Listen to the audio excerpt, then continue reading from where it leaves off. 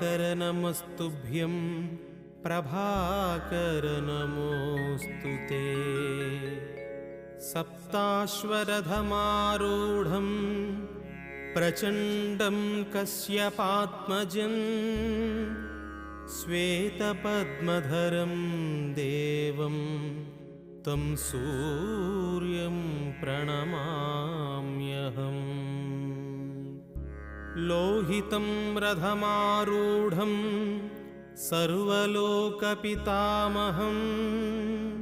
महापापहरं देवं तं सूर्यं प्रणमाम्यहम्।